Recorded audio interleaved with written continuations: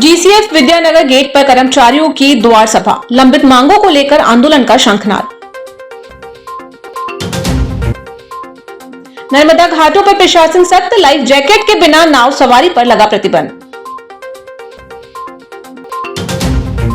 राष्ट्रीय मानव अधिकार आयोग के सदस्य प्रियंक कानूनगो का बड़ा एक्शन, अधिकारियों की खुली पोल, दिल्ली से जारी होगा नोटिस। पेट्रोल की बढ़ती कीमतों पर युवा कांग्रेस का अनोखा प्रदर्शन, दोपहिया वाहनों को दी श्रद्धांजलि। All India defence employed federation ने आज जीसीएफ फैक्ट्री के विद्यानगर गेट पर कर्मचारियों के साथ विरोध प्रदर्शन किया, जहां all India defence employed federation के मीडिया प्रमुख उत्तम विश्वास से प्राप्त जानकारी के अनुसार कामरेड एस.एन. पाठक, राष्ट्रीय अध्यक्ष all India defence employed federation, ने आज जीसीएफ फैक्ट्री के विद्यानगर गेट पर कर्मचारियों को संबोधित करते हुए द्वार सभा आयोजित की। सभा में उन्होंने नेशनल जेसीएम काउंसिलिंग में कैबिनेट सेक्रेटरी द्वारा दिए गए सर्विस कंडीशन एवं अनुकंपा नियुक्ति संबंधी आश्वासन की जानकारी कर्मचारियों को दी।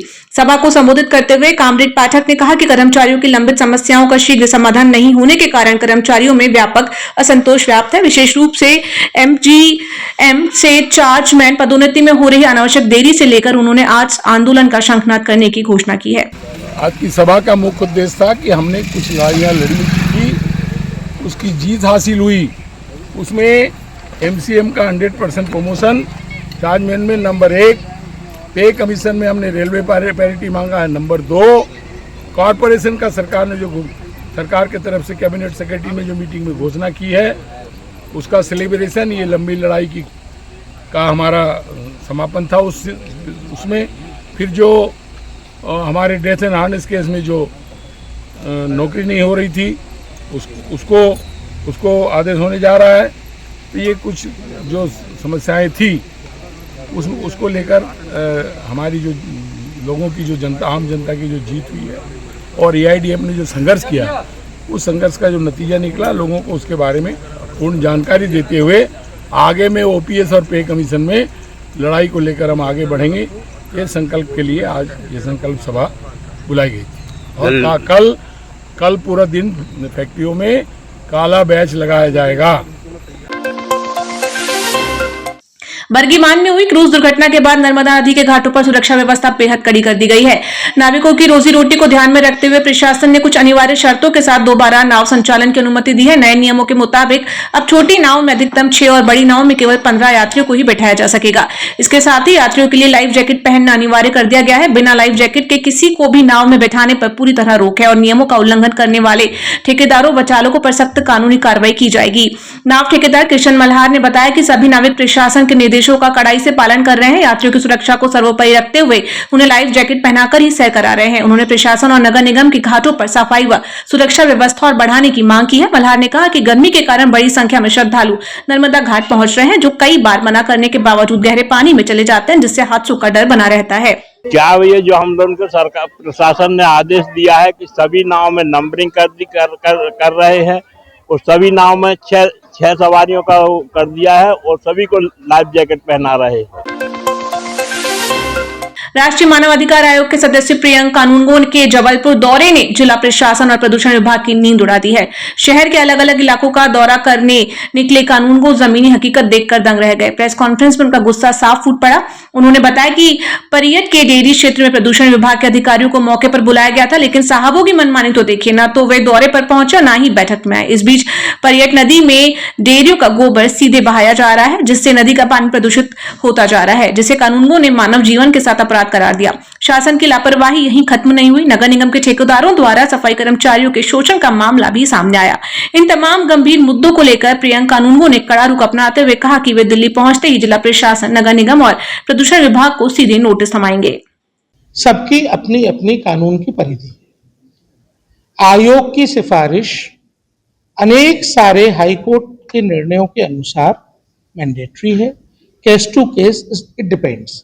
मुझे बिल्कुल भी ऐसा नहीं लगता कि मेरी शक्तियां कम। अगर आपको ऐसा लगता है कि आयोग की शक्तियां कम है और आयोग द्वारा दिए गए निर्देशों पर कार्रवाई नहीं हुई, किसी भी पत्रकार बंधु को, किसी भी नागरिक बंधु को अगर ऐसा लगता है कि कार्रवाई नहीं हो रही है, तो बताइए, हम अपनी कार्यप्रणाली में सुधार करेंगे। लेकिन आयोग के काम करने का जो तरीका है, नोटिस जारी करेंगे, हमारे पास जवाब आएगा, उस जवाब के अनुसार हम उसको एग्जामिन करेंगे।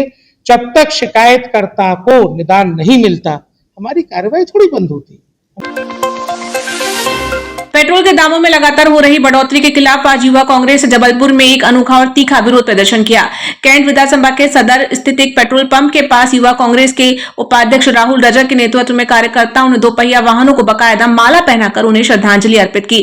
कांग्रेसियों का कहना है कि महज 2 सप्ताह के भीतर पेट्रोल की कीमतों में 8 रुपए से ज्यादा इजाफा हो चुका है, जिससे अब आम जनता के लिए दोपहिया वाहन चलाना भी दूभर हो गया है। बहुत हुई महंगाई की मार, अब की बार मोदी सरकार। कहाँ गए ये नरेंद्र मोदी जी के वादे?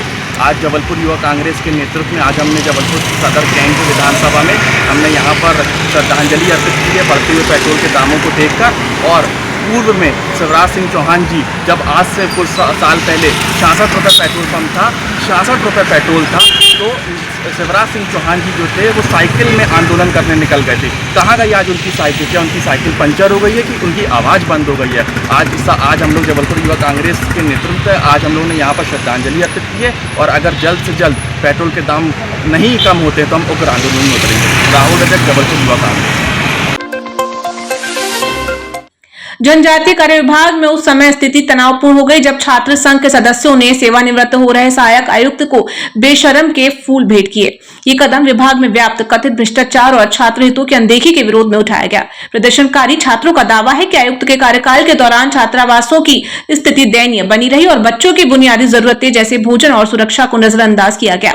छात्र नेताओं ने आरोप लगाया कि प्रशासन ने शिकायतों पर कार्रवाई करने के बजाय भ्रष्ट अधीक्षकों को संरक्षण दिया। मीडिया को संबोधित करते हुए छात्र संघ के प्रतिनिधियों ने बताया कि वे लंबे समय से विभाग में हो रहे अन्याय के खिलाफ लड़ रहे थे। अनुसूचित जाति जनजाति छात्र संघ के तत्वावधान में हमारे सभी साथी जो है मिलकर के सहायक आयोग जनजातीय कार्य विभाग जबलपुर को जो है हमने बेशर्म का फूल देकर जो है उनका आज रिटायरमेंट है। एक वर्ष का जो उनका कार्यकाल रहा सहायक आयुक्त के पद पर, तो हमने जो है विरोध स्वरूप जो है बेशर्म का फूल उन्हें जो है भेंट करके शुभकामनाएं प्रेषित की हैं। विरोध करने का हमारा बहुत सारे कारण है, जिसको यदि हम गिनाने पर भी यहाँ पे बैठ जाएं तो बहुत एक लंबी लिस्ट निकल जाएगी। मुख्यतः मैं जो है मुख्य बिंदु बता दूं आपको कि हमारे दलित आदिवासी छात्र और छात्राएं जो कि छात्रावासों में रह करके अपने भविष्य निर्माण के लिए जो है अध्ययन अध्यापन के लिए आते हैं। आए दिन जो है कई प्रकार की समस्याएं छात्रावासों में आती रही हैं, जिनकी शिकायत लेकर उनके निवारण के लिए हम यहाँ पे आते थे, लेकिन माननीय आयुक्त महोदय के द्वारा केवल आश्वासन के अलावा और कुछ हमको नहीं मिला है, जिससे हम त्रस्त हो गए थे। तो हमने ये सोचा है कि क्यों ना आपका जो है जाते जाते हम एक विरोध प्रकट करें और हम ये बताएं कि आप जो है हमारे साथ लगातार किस प्रकार से अन्याय और अत्याचार किए हों। पौनालाल उर्वती, अनुसूचित जाति जनजाति छात्र संघ अध्यक्ष। राघवेंद्र दत्त तिवारी ने पुलिस अधीक्षक कार्यालय पहुंचकर अपने विरुद्ध की गई एक झूठी शिकायत और मानहानि के खिलाफ शिकायती आवेदन सौंपा। एसपी की अनुपस्थिति में ये ज्ञापन अतिरिक्त पुलिस अधीक्षक सूर्यकांत शर्मा को दिया गया। राघवेंद्र तिवारी का आरोप है कि निशांत लोधी और गीता अरोरा द्वारा उन पर नौकरी लगवाने के नाम पर 1,10,000 रुपए हड़पने का पूर्णतः असत्य और मनगढ़ंत आरोप लगाया जा रहा है, जो कि उन्हें बदनाम करने की एक सोची समझी साजिश है। समाज सेवी ने एएसपी के समक्ष अकाट्य दस्तावेजी साक्ष्य पेश करते हुए स्पष्ट किया कि उन्होंने अनावृतकों की अनुकंपा नियुक्ति के लिए कानूनी रूप से कैंट जबलपुर बेंच में याचिका दर्ज कराई थी, जिसमें आवेदक के पक्ष में आदेश भी आ चुका है। एक्चुअली 2 दिन पूर्व माननीय अधीक्षक महोदय की अनुपस्थिति में सूर्यकांत शर्मा जी उप अधीक्षक महोदय जी को एक शिकायत पेश की गई थी। उस शिकायत में ये कहा गया था कि रघु तिवारी ने अनुकंपा नियुक्ति लगाने के लिए 3 लाख रुपए की डिमांड की थी। ये पूरी तरीके से एक झूठी शिकायत और मेरी कहीं ना कहीं राजनीतिक छवि धूमिल करने का प्रयास किया गया था। एक्चुअली मामला ये था कि 2019 से निशांत लोधी उर्फ राजा शिकायत करने आया था। उसकी अनुकंपा नियुक्ति उनके पिताजी का देहांत 2019 में सीओडी फैक्ट्री के कार्यरत दौरान हो गया था, जो नियम तरीके उनको नौकरी मिलनी थी। तो 2019 से प्रयासरत थे, उनको नौकरी नहीं मिली थी। 2025 में उन्होंने मेरे संपर्क किया अक्टूबर-नवंबर। रूपा अरोड़ा मेरे पास लेके आई। रूपा अरोड़ा का किराएदार है निशांत लोधी। तो मैंने बोला ठीक है, इस पर तुमको नौकरी मिलती है, कोर्ट में केस फाइल करेंगे। कोर्ट में केस फाइल किया गया। हमारे साथी ने केस फाइल किया और वहां पे जीता भी। जीतने के बाद 13 फरवरी को एक आदेश माननीय उच्च न्यायालय के द्वारा सीओडी हेड ऑफिस दिल्ली को और जबलपुर को दिया गया कि 3 माह के भीतर उचित कार्रवाई करके की जाए। उस आदेश को हमने उससे दिया और हमने बोला कि इस आदेश की कॉपी अपने डॉक्यूमेंट के साथ संलग्न करके सीओडी फैक्ट्री में जाके सबमिट कर देना। उसने उस समय उसने उस आदेश को माननीय उच्च न्यायालय के आदेश को फर्जी बताया, उसने और उसके जीजा ने। तो मैंने बोला ठीक है, अगर तुम्हें आदेश फर्जी लगता है तो मेरे खिलाफ शिकायत कर दो। उसने शिकायत नहीं की, उसने कोर्ट के 3 महीने का समय खत्म होने का इंतजार किया। जैसे 3 महीना खत्म हो जाता है तो उसके बाद उसने क्या किया कि 14 फरवरी को मेरे को फोन किया, मेरे को फोन करके एक्सटॉर्शन करता है, धमकी देता है, और रूपा अरोड़ा ने भी, दोनों ने साथ में मेरे को फोन किया। बोले अगर आप पैसे नहीं दोगे तो हम एसपी ऑफिस पहुंच जाएंगे और जाके झूठी शिकायत करेंगे। हमने झूठी शिकायत क्या करोगे, जाके सीधे बोल देना कि कोर्ट की फीस थी वो दिए और चुनाव वापस नहीं कर रहे हैं। बोले फीस वापस नहीं होती है ना, कोर्ट के चार्जेस वापस किए जाते हैं। उसके बाद जब मैंने उन्हें मना किया तो रूपा अरोड़ा, निशांत लोधी आके झूठी शिकायत की, कहीं ना कहीं मेरी छवि धूमिल करने की प्रयास की, राजनीतिक छवि धूमिल के प्रयास की। फिर उसके बाद रूपा अरोड़ा ने एक शिकायत करती है कि मेरे बेटे का एसआई नौकरी लगाने के लिए 8 लाख डिमांड की, जिसमें 16,000 रुपए मैंने दे चुके हैं। तो मैं आपको बता दूं कि रूपा अरोड़ा मेरे पास आई थी, उस समय एसआई की वैकेंसी मध्य प्रदेश में निकली हुई थी। तो उन्होंने मेरे को बोला कि मेरे लड़के के आधार कार्ड में वो नाबालिग है भैया, गलती से चढ़ा हुआ है, वो बालिग है, सुधार करवा दो। तो प्रोसेसिंग फीस, मैंने वकील साहब से बात किया, वकील साहब ने बोला कि नगर निगम ये वो, फिर एफिडेविट बनेगा, सब बनेगा। मैंने अपने भोपाल मित्र से बात किया तो उन्होंने बोला 16,000 हमारी फीस है। मैंने ठीक है। उन्होंने मेरे को 1 हफ्ते बाद जानकारी ये देते हैं कि रघु जो इसमें डेट ऑफ बर्थ निकला है, लिखा हुआ है ना, वो सही है, औरत तुमसे झूठ बोल रही है। तो मैंने उन्हें फोन भी किया कि मैं बोला कि आप मेरे से गलत काम करवा रहे हो, मैं नहीं करूंगा। उस दौरान मैंने उन्हें उनके ऑनलाइन पे पैसे भी वापस किए, उन्होंने ये बात यहाँ नहीं बताई। और उन्होंने जितने दोनों व्यक्ति ने आए थे, यहाँ पे उच्च न्यायालय की बात नहीं बताई, यहाँ पे उन्होंने केस की बात नहीं बताई। पूरी तरीके से उन्होंने मुझे भी एक्सटॉर्शन किया, शासन प्रशासन को भी गुमराह किया, झूठी शिकायत दर्ज कराई। तो आज इसी के समक्ष मैंने पूरा यहाँ पे एक आवेदन बना के ज्ञापन एसपी साहब को दिया हुआ है। उनकी प्रतिलिपि मैंने आईजी, डीजीपी, डीआईजी सबको प्रेरित किया हुआ है। और मैंने ये मांग की है कि मैं खुद चाहता हूं कि उचित कार्रवाई की जाए। अगर मेरे खिलाफ एक भी साक्ष्य मिलता है तो मैं खुद सामने प्रस्तुत हो जाऊंगा अपनी गिरफ्तारी देने के लिए। राघवेंद्र तिवारी जी आए हुए हैं।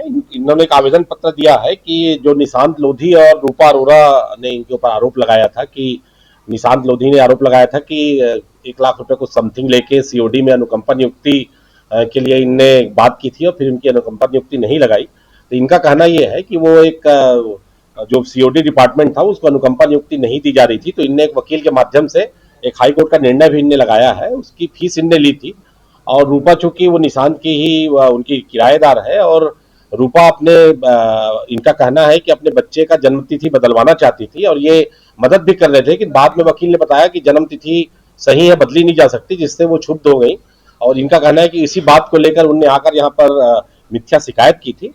उनकी भी शिकायत जांच में ली गई है और आज इनकी भी शिकायत जांच में ली जा रही है, जो सीधे टीआई बेलबाग को भेजी जा रही है।